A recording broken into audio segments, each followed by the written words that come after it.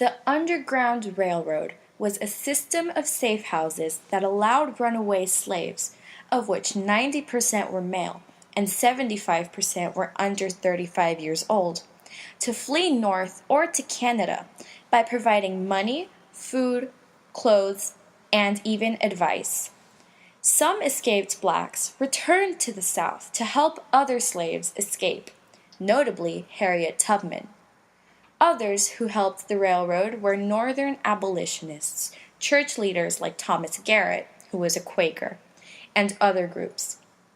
It did not consist of any set organization, but rather many individuals, mostly black, each of which knew only about local efforts rather than the entire system. It is estimated that between 1810 and 1850, the Underground Railroad helped hundreds of slaves move to the North every year. Fugitives moved between safe houses or by train and boat, paid for by individuals or by various groups. Many fugitive slaves suffered through difficulties to escape. They had to rely on their own resources. The Underground Railroad facilitated this process as a conductor, who was a person responsible for moving fugitives from safe house to safe house, would guide the runaway slaves to the north.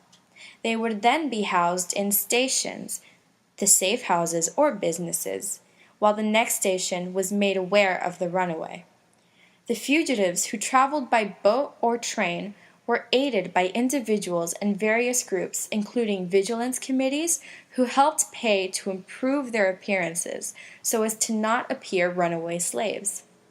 Vigilance committees were also helpful by providing food, housing, money, and helping escaped slaves assimilate by getting them jobs. However, only a small portion of enslaved blacks ever escapes. In the South, the idea of an organized system undermining slavery angered the whites, who in turn demanded for stronger fugitive slave laws.